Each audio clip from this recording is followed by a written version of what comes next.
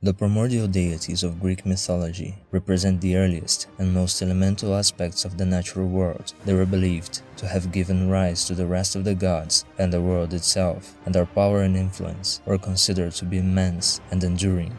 The primordial deities were often depicted as powerful and mysterious figures who were revered and honored in religious ceremonies and rituals. Achilles was the personification of misery and sadness and was associated with the struggles of life and the inevitability of death. She was depicted as a woman with a veil over her face and was often associated with the mists of death that surrounded the underworld. Ether was the personification of the upper atmosphere and was said to be the light that illuminated the world and the sky. He was thought to be an ethereal being and was associated with clarity, light, and life.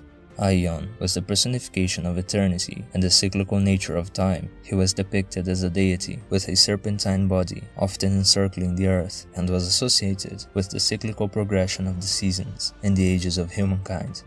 Ananke was the personification of necessity and inevitability and was seen as the embodiment of the laws of the universe and the unbreakable bonds of destiny. She was often depicted as a stern and implacable deity, holding the threads of fate and controlling the actions of the gods and mortals alike. Chaos was the personification of disorder, confusion, and the absence of structure, that is, the void and darkness, which were the unformed and undifferentiated matter that preceded the creation of the universe and everything in it. Kronos was the personification of time and was depicted as a bearded man holding a scythe or an hourglass, and was a wise and powerful god who once ruled over the universe and controlled the fates of all things. Erebus was the personification of darkness and shadow and was depicted as a dark, mysterious figure representing the unknown and unseen. He was also associated with the underworld, the place where the souls of the dead went after death. Eros was the personification of sexual love and beauty and was associated with the idea of life-giving and life-sustaining love. He was often depicted as a handsome and youthful deity carrying a bow and arrows, which he used to strike people and make them fall in love.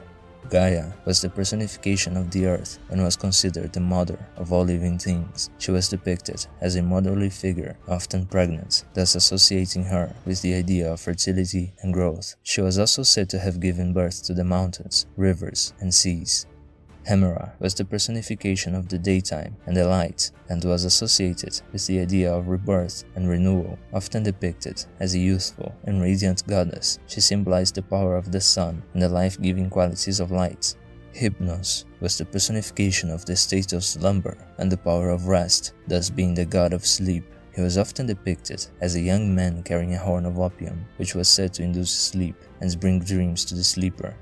Nemesis was the personification of divine vengeance, punishing individuals for their pride, hubris, and excessive success, thus ensuring that the balance of the universe was maintained. She was often depicted as a beautiful and imposing figure, holding a scale that symbolized the balance of justice and the consequences of one's actions.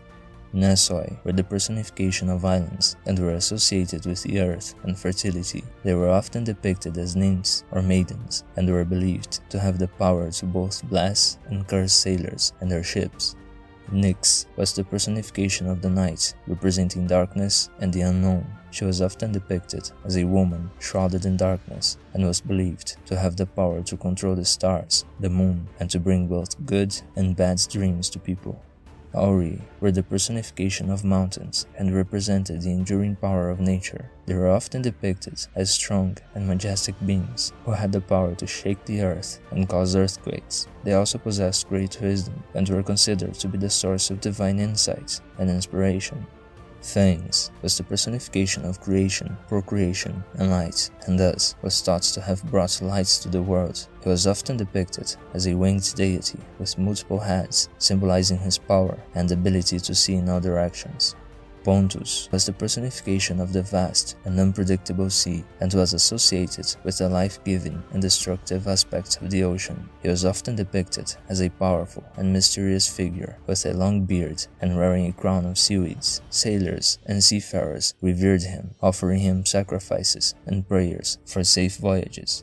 Tartarus was the personification of the deepest and darkest part of the underworld, where the wicked and the damned were punished after death. He was considered a fearsome and punishing figure, often depicted as a dark and gloomy place. Phasa was a sea goddess who arose from the chaotic waters at the beginning of time and was believed to have the power to calm and rage the seas. She was often depicted as a woman with the lower half of her body resembling the waves of the sea and was revered as the provider of sustenance to humans. Thanatos was the personification of death, which was considered to be an inevitable and inescapable aspect of life. He was depicted as a dark and shadowy figure, often carrying a baton and having a pair of wings, symbolizing the swiftness of death. Uranus was the personification of the sky and thus was believed to have the power to both calm and rage the winds and storms. He was often depicted as a powerful and majestic figure, holding a staff or a scythe and wearing a crown of stars.